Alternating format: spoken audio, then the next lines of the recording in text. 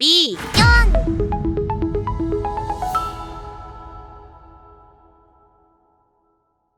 네, 안녕하십니까. 오늘은 지난주에 살펴본 정치개혁의 방향을 위한 문제와 그 문제의 원인들 그리고 그것에 대한 해결책을 제시하는 시간을 갖도록 하겠습니다. 지난 시간에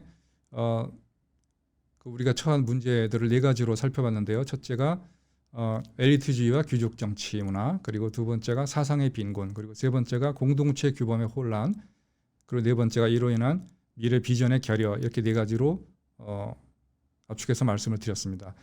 그렇다면 그것을 해결하기 위한 방안은 뭐가 있을까요? 크게 두 가지로 보고 있습니다. 이거는 주체에 의한 구분인데요. 첫째는 정치권, 의사결정 능력을 가지신 분들, 정치권에 계신 분들, 그리고 정치적인 오피니언 리더들이 하셔야 될 일이 있겠죠. 그 정치개혁입니다. 그리고 두 번째는 일반 민간 대중들, 자유우파 시민들, 대한민국만을 조국으로 생각하시는 대한민국 국민들이 함께 해야 될 일이 있겠죠. 그래서 이 두 가지로 나눠보겠습니다. 그래서 먼저 정치개혁 부분은 정치권에서 해줘야 될 일이고, 사실은 이것은 또 정치권에서 자발적으로 하기 힘든 부분도 있습니다. 그래서 거기에 대해서는 우리 국민들이 끝없이 계속 요구하고 또 대안을 제시해주고, 함께 또 어떤 부분에서 힘을 실어주고 함께 공조하고 소통하는 그런 과정이 필요하고 시간도 많이 필요할 겁니다. 그럼 정치개혁은 구체적으로 말하면 국회와 정당의 개혁이 될 겁니다. 그리고 국회와 정당의 개혁 방향이 있겠죠. 그럼 기본적으로 어떤 방향을 가지고 개혁을 할 것인가? 그것은 앞에서 제가 얘기했던 문제의 원인들, 엘리트주의와 귀족 정치, 사상의 빈곤, 규범의 혼란, 이런 부분들을 보면 방향이 나오게 되어 있습니다. 뭘까요? 닫혀 있는 것이 아니라 열려 있어야 되겠죠. 정치 시스템이 열려 있어야 된다는 겁니다. 정치 시스템이 열려 있어야 된다는 말은 뭘까요? 정치인, 정치 엘리트를 충원하는 리크루트 과정이 열려 있어야 되고, 또 그들이 그 안에서 의사 결정을 하고 뭔가 국민들의 인풋을 받아서 뭔가 생산을 정치적인 어떤 서비스를 생산해내는 과정에 있어서 매우 열려 있어야 된다는 것이고요. 이것은 절차만 열려 있는 것이 아니라 사고도 열려 있어야 된다는 것이죠. 그리고 그것이 언제든지 국민들에게 검증 가능해야 되고, 또 가장 중요한 건 뭐겠습니까? 이것이 나중에 문제를 일으켰을 때 사후에 사법적인 구제만에 의존하는 것이 아니라 그들의 정책과 입법이 사전적으로 이것이 우리나라의 국가 시스템의 근본인 헌법에 부합하는지 안 하는지에 대해서 사전에 통제를 받을 필요가 있다는 겁니다.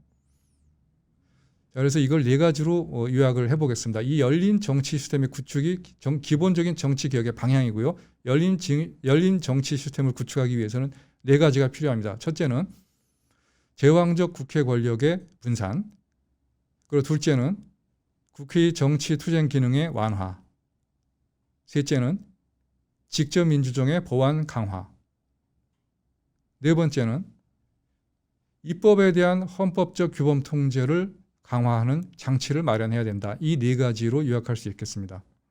물론 이것이 단시간 내에 될 수 있는 것도 아니고 또 여러 가지 법적인 장치나 정비가 필요하고 합의가 필요할 겁니다. 그리고 첫 번째 말씀드리면 제왕적 국회 권력의 분산, 제가 말씀을 드렸는데 이 부분에 대해서는 사실 반론이 있을 거라고 예상을 합니다. 제왕적 대통령이 문제인데 제왕적 국회라는 것이 무엇인가?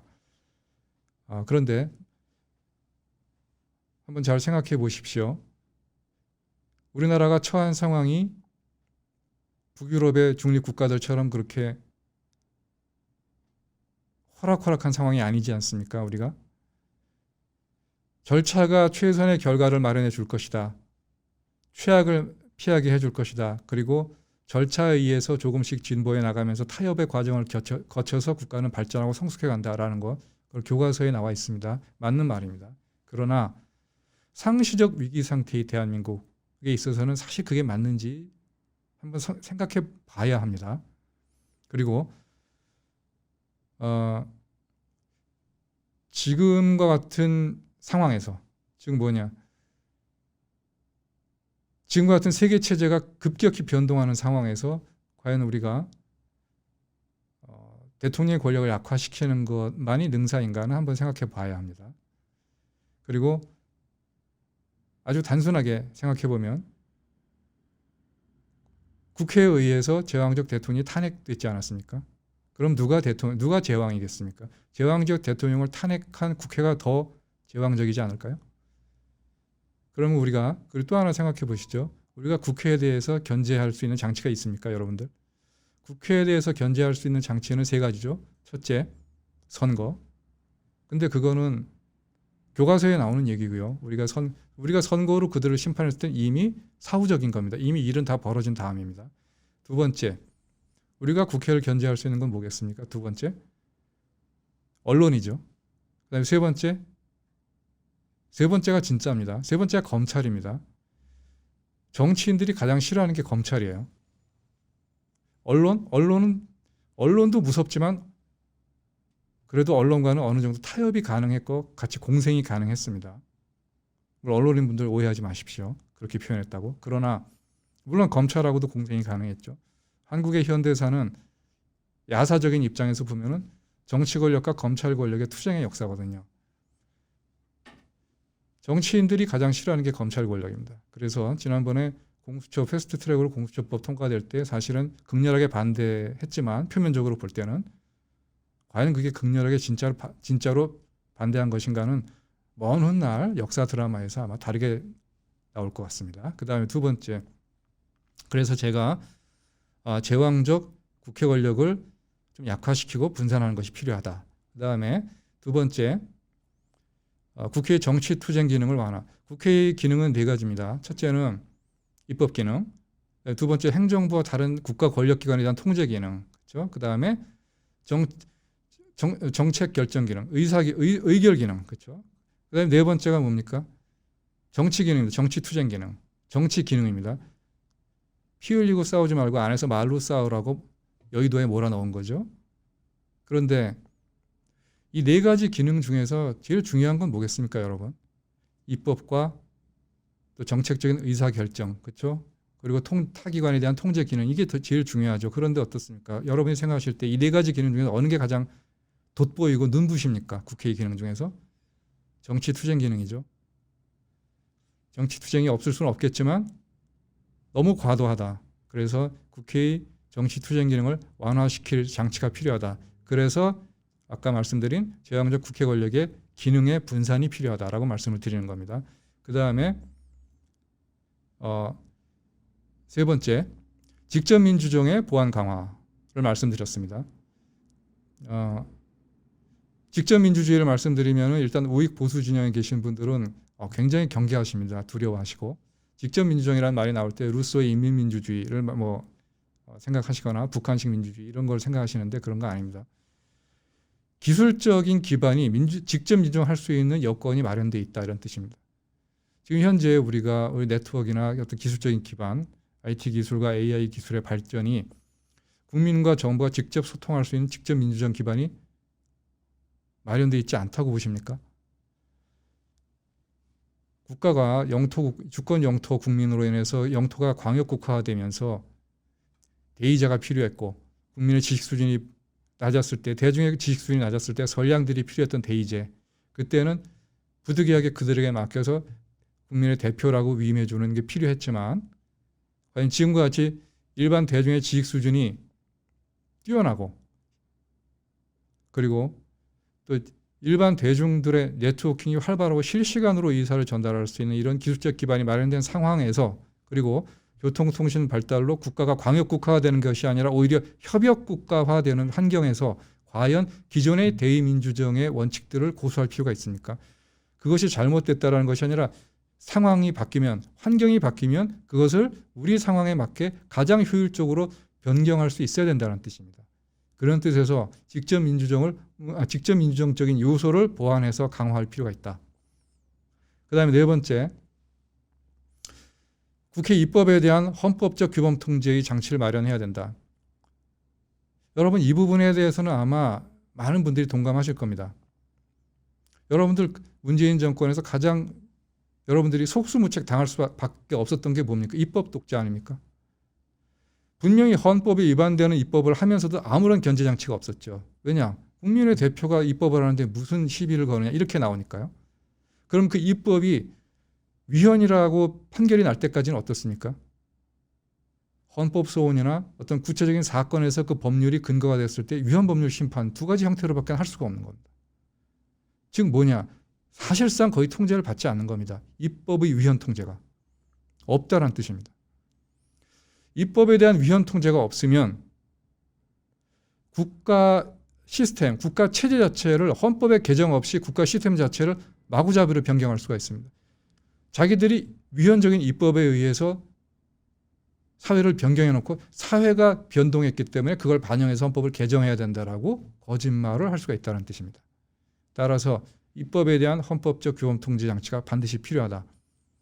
물론 이런 주장을 하시는 분들이 있습니다. 독일의 예를 들면서.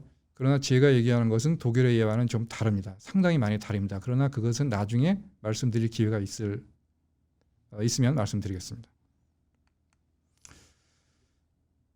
그래서 앞에 말씀드린 이 네 가지 국회와 정당에 대한 어떤 개혁 방안을 구체적으로 말씀을 드리면은 열린 정치 시스템을 위해서 첫째 선거구제가 지금 같은 소선거구제에서 중선거구, 대선거구제로 변경될 필요가 있다. 그래서 새로운 정치 신인들 또 시민사회의 각계각층의 새로운 정치 엘리트들이 정치권에 진입할 수 있는 문호를 좀 더 넓게 개방해야 된다라는 부분이죠. 그 다음에 그러면 분명히 여기에 대한 반론이 있습니다. 여기에 대한 반론은 뭐 교과서적입니다. 뭐 선거 비용이 많이 든다. 그 다음에 지역을 위한 사람 말고 뭐 전국적인 인지도가 있는 사람이 유리하네 어쩌네 뭐 이런 말들이 많이 있습니다. 그러나 거기에 대해 반론하고 싶지 않습니다. 예. 그거 별로 중요한 반론들이 아닙니다. 그거는. 잠깐만 생각해 보면 아실 겁니다. 그 다음에 두 번째, 국회 예산 및 특권의 축소입니다. 보통 많은 분들이 국회 특권을 축소해야 된다, 국회 권한을 축소하는 얘기를 하면서 국회의원 정수를 감소해야 된다는 말씀을 많이 하시는데 그보다 더 중요한 것은 사실은 국회 예산과 특권의 축소입니다. 국회의원 정수가 줄어들면 사실은 예산이 동일한 상황에서 또 특권이 동일한 상태에서 국회의원 정수가 줄어들면 국회의원 개개인의 권력은 더 커집니다. 국회의원 정수를 늘리든 줄이든 저는 늘려야 된다고 생각하는 사람이거든요. 늘리고 예산을 동결해야 된다. 늘리고 특권을 축소해야 된다라는 사람 입장인데요. 그래야만 그들의 권력이 약해집니다. 그리고 정치 신인들이 많이 입성할 수 있습니다. 어쨌든 중요한 것은 국회 예산과 특권에 대한 부분입니다. 그 다음에 세 번째, 이것은 아마 반론의 여지가 많을 겁니다. 그런데 허구적 국민 대표성의 수정입니다. 이건 뭐냐 하면은 지금 현재 대의제는 국민 대표성을 의지하고 있습니다. 뭐냐 하면은 10만 명 또는 심지어는 몇만 명의 득표를 하고서도 전 국민 5천만을 대표하는 국민의 대표로 인정받습니다. 그거는 우리가 그렇게 봐주는 거죠. 비록 우리 마을에서 당신이 몇만 표로 당선이 됐지만 당신이 그 순간부터는 전 국민을 대표하는 우리 국가의 대표다. 그 하나하나가 다 헌법기관이다. 이렇게 우리가 인정해 주는 거죠. 그러니까 이분들이 어떻게 합니까? 선거 기간에는 지역의 일꾼이라고 그랬다가 선거 끝나면은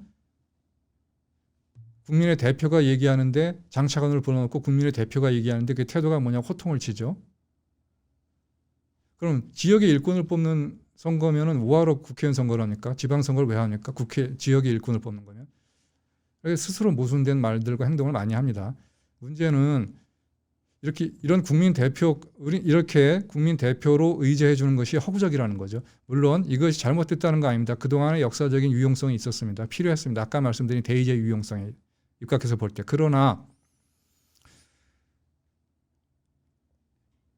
아까 말씀드린 대의제 기반 약화에 의해서 국민 대표성의 허구성을 좀 수정할 필요가 있다. 특히 우리나라에서는 정체를 감추고 선출된 다음에 정체를 드러내는 그런 정치인들을 퇴출시켜야 됩니다.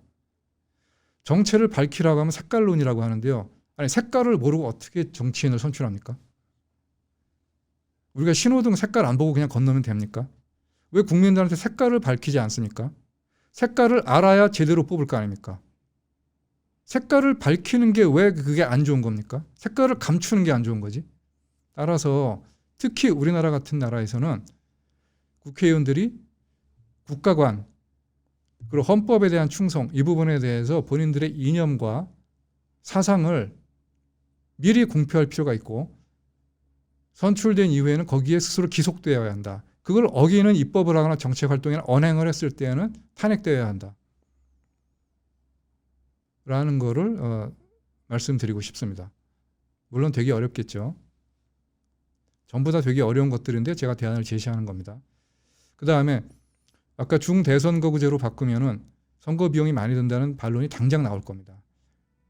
따라서 선거운동을 제한할 필요가 있습니다. 굳이 국회의원 선거를 지금처럼 모바일 기반이 잘 돼 있는 나라에서 굳이 옛날처럼 시장 다니면서 선거하고 향후회들 다니면서 선거운동하고 지역에 내려가서 지역 유지들과 토호들과 밥 먹으면서 선거운동하고 할 필요가 있습니까? 선거운동 기간이 지역 토착 세력들에게 한몫 잡는 대목으로 인식되게 하면 되겠습니까? 그럴 필요가 있습니까? 그럴 필요가 전혀 없죠. 모바일을 이용한 선거 운동에 국한할 필요가 있다. 그 다음에 두 번 국회의원을 하고 나면 3선은 출마를 금지해야 됩니다. 라고 저는 제안하고 싶습니다. 즉 이건 뭐냐면 직업이 정치인인 사람들이 없는 나라가 가장 행복한 나라라고 저는 생각합니다. 어떻게 직업이 정치인이 될 수 있습니까? 직업이 뭔가를 생산하는 일이어야죠. 본인들 스스로 그렇게 얘기하지 않습니까? 정치는 허업이라고. 그 다음에 마지막으로 정당 설립 요건에 대해서 완화해야 된다. 지금처럼 많은 군중을 오픈 안에서 동원하고 돈이 많이 드는 정당 설립 요건을 완화해서 모바일 창당이 가능하게 해서 많은 정당들이 창당할 수 있게. 반대편 시각에서 보면 정당의 난립이 되겠죠. 예, 정당이 난립해야 됩니다.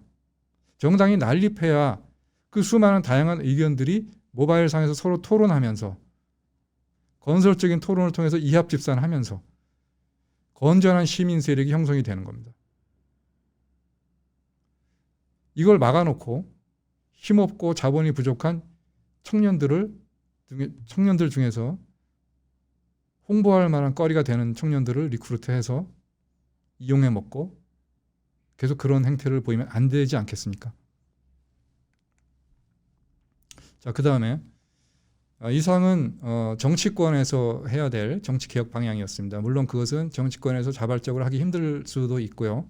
또 제 개인적인 견해가 담겨 있기 때문에 많은 사람들이 같이 공론화해서 합의를 거쳐야 될 겁니다. 당연한 문제죠. 그리고 또 그걸 위해서는 일반 국민들이 또 많이 의논해서 많이 의견도 제시하고 또 올바른 방향으로 가고자 하는 정치인들에게는 힘을 실어줘야 될 겁니다. 그 다음에 앞에서 말씀드린 우리가 처한 문제점 4가지에 대해서 결론적으로 말씀을 드리면은 정치권에서 해야 될 일 말고 우리 자유시민들이 해야 될 일, 우리 시민 세력들, 우리 일반 국민들이 해야 될 일을 말씀을 드리면서 결론을 내고자 합니다. 모든 것은 우리 국민들에게 달려 있습니다. 따라서 우리가 누구를 탓하기 이전에 우리 스스로 각성해야만 된다. 그래서 이것을 결론적으로 말씀드리고 싶습니다. 결국 정치 제도가 변하고 정치 개혁이 되는 것도 정치인들이 마음이 변해야 되는 겁니다. 그러기 위해서는 우리 스스로 마음이 변하고 태도가 변해야 됩니다. 마음이 변하고 태도가 변해야 된다는 것은 아까 말씀드렸죠. 사회 공동체 규범에 대한 수용.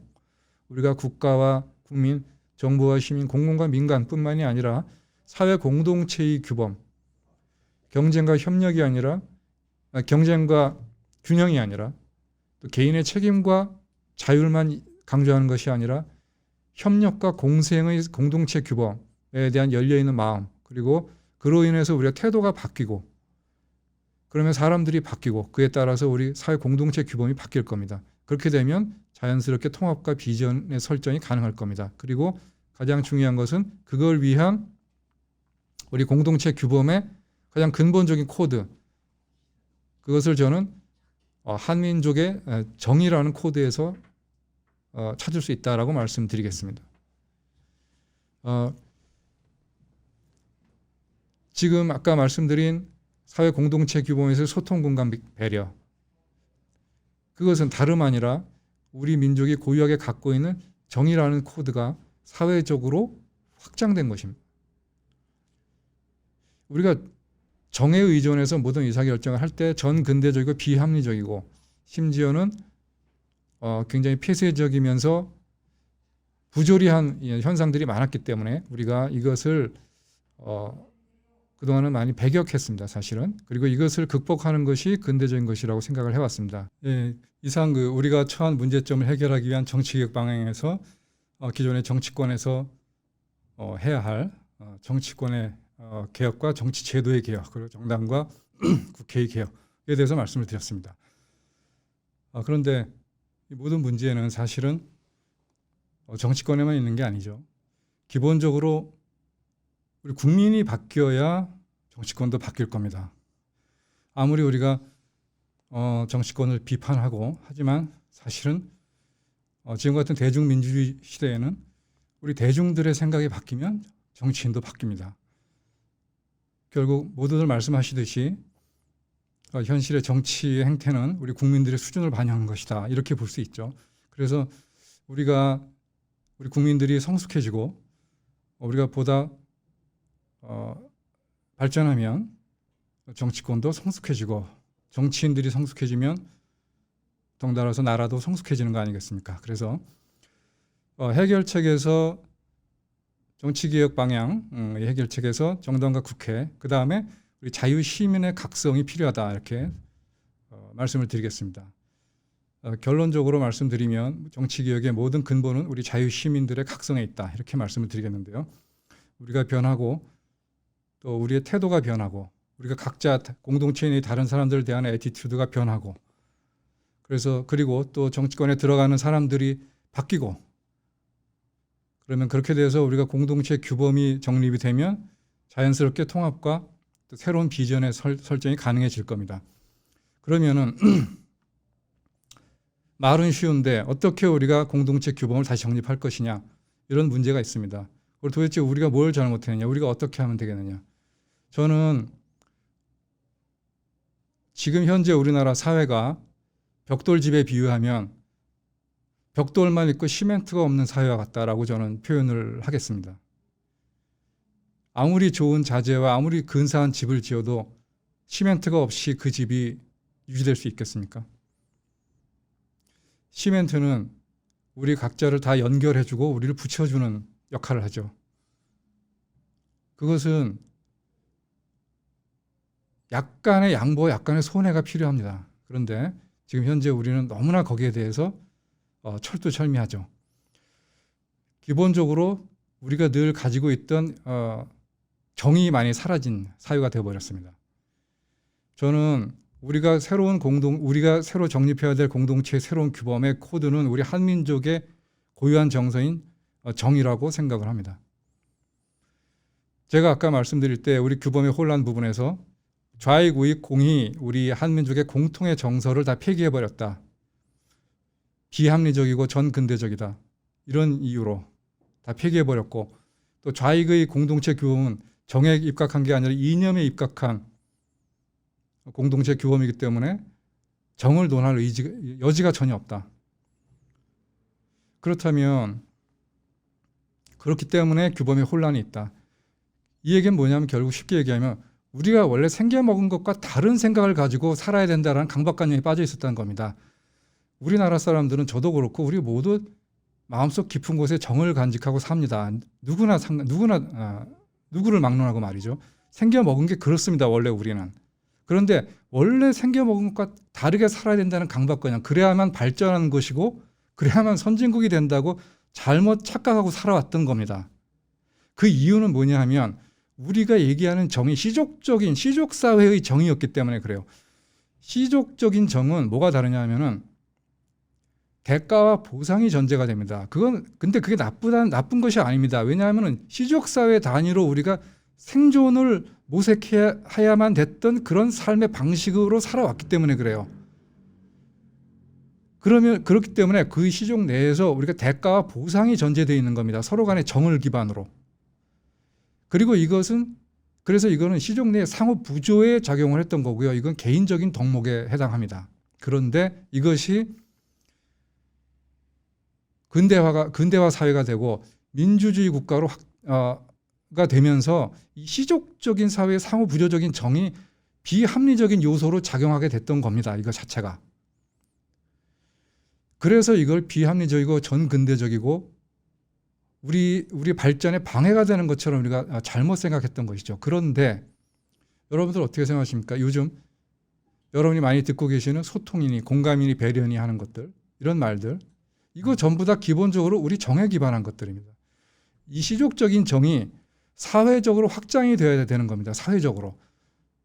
우리가 그걸 못했습니다. 우리가 그냥 버려버렸어요. 이 시족적인 정이 사회적으로 확장된 것, 사회적 정. 즉 여기에는 대가와 보상이 전제되지 않아야 되죠.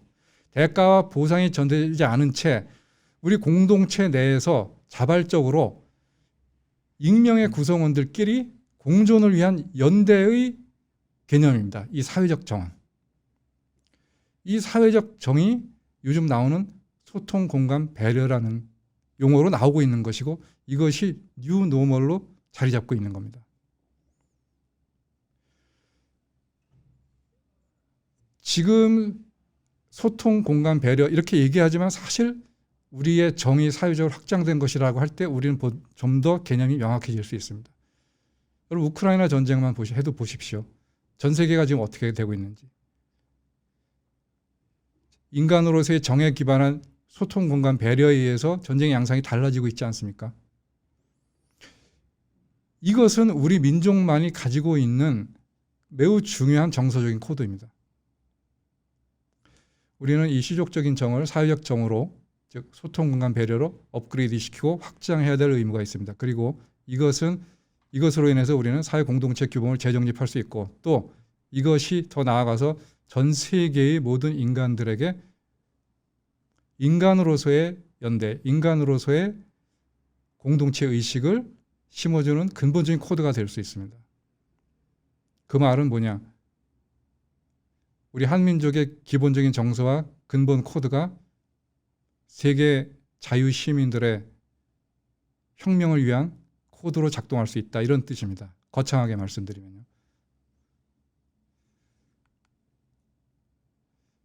자, 그 다음에 이상으로 제가 대선 이후에 나타난 여러 가지 상황들 그리고 그것을 토대로 해서 우리가 앞으로 보다 근본적으로 고쳐나가야 될 부분들에 대해서 말씀을 드렸고 간단하게나마 대안을 제시했습니다. 여러 가지 정치공학적인 부분들 또 뭐 정치권에서 이합 집산과 여러 가지 어떤 대립과 갈등 또 타협 이런 것들이 있겠습니다만 그런 것들은 상당히 어떤 대증적이고 또 임시 방편적인 것이고 지금의 국민적인 열망을 지속적으로 담아내기에는 조금 힘들다고 보고요. 우리 국민들이 같이 정치권과 협력해서 해야 될 일은 기본적인 사회 헤게모니 장악을 좌익 진보 진영으로부터 뺏어와서 대한민국 세력이 사회 헤게모니를 장악해야 된다라는 차원에서 말씀을 드렸습니다. 이상입니다. 감사합니다.